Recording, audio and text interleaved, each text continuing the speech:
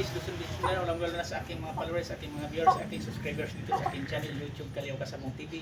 Magbigay naman kong konting tips sa inyong mabaguhan pa lang tungkol sa kaalaman ko sa pag-alaga natin ng mga diol hanggang sa paglaki o sa pagpalit o balahibo kung ilang months na yan. Ito siyang hawak ko pala nga kulay ngayon, kulay gold. Ito ipapaliwanag ko sa niya. Ito siya ang lawi. Ito ang buntot niya pagka 3 months pagkasisiw pa lang. Nagsimula nang magpalit ng buntot. Ang ipalit nito niya, malapad na mahaba. Tapos ito siya, ang ipalit nito, lawi na, medyo malambot na, lumuyuko na, tapos matulis na ang dulo. Yan na, 4 months na yun. Kung palitan na ito lahat, 4 months na siya. Kasi magpo 4 months pa lang ito dahil nagsimula pa lang magpalit ng balahibo, naglugon.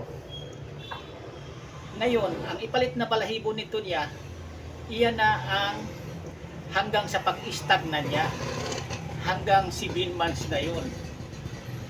Tapos pagdating naman ng 1 taon uli, mag-1 taon ang edad niya, bago naman maglugon uli, magpalit naman ng balahibo, medyo mas mahaba na ang mga buntot niyang lawi kaysa ganitong simulaan niyang pagka-stag. Ang pangpalit nito, mas mahaba na pag magkaedad na ang manok. Pag gumulang pa ang manok, makapaglugo na, halimbawa, 2 beses na kapaglugo, 2 taon na yan. Kasi ang isang lugunan sa isang manok, 1 taon yan. Bawat taon, naglulugon ang manok. Kung nakatatlong paglugo na yan, mahaba na talaga ang mga lawi niyan. Yan. Kung mahaba ang linyadang mahaba ang buntot, sasayad na sa lupa ang kanyang mga lawi. Pag gumulang na yan ang isa kamanok, pati dito mga balahibo niya haba na yan, pati tulugan kapag magbulang na matanda ng isa kamanok. Pero sa mga istag pa lang, hindi pa yan, ang mga lawi nila karamihan yan mga diretso pa, hindi pa yan nakayuko pabagsak na sobrang matulis na ang dulo kapag may edad na manok, matanda na. Pero sa mga istag, hindi pa mga matulis ang dulo dito sa magiging mga lawi nila. Yan ang kaalaman ko kasi sa katagal ko na nagpapalahig manok, kabisado ko na kung ilang months mula pagka diol niya, pagkasisiw bago magpalit.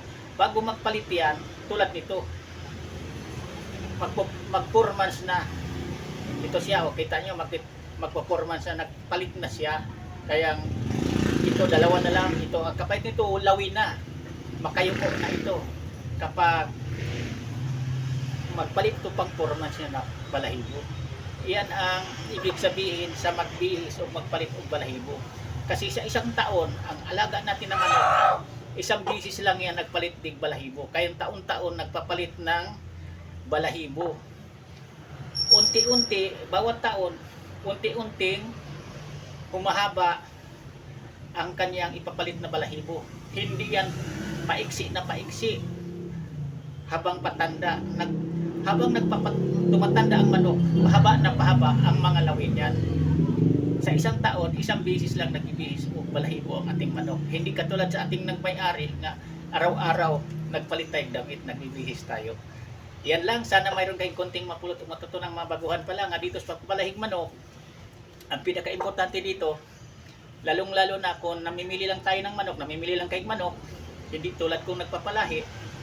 Pag sinasabi sa inyo nga, yan, 3 months pa lang, alam niyo na, kasi pinapaliwanag ko na sa inyo, magpo 4 months na ito.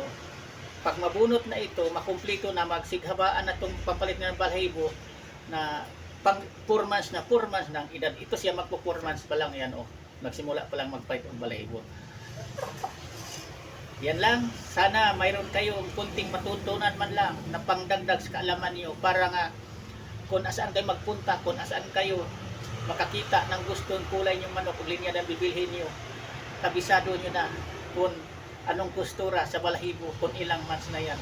Hindi na kayo maisahan pa nga sabihin ito, matandang matanda na, kahit batang bata pa, kahit batang bata pa, sasabihin sa inyo na ito 1 taon na. Kaya ginawaan kong content video para sa inyo, parang mapaabot ko sa inyong bawat isa ng mabaguhan pa lang ang aking kaalaman na pinagdaanan ko tungkol sa pagpalay ng manok. Yan lang. bukas uli. Maraming salamat ulit sa pagpunod. Thank you, bye-bye.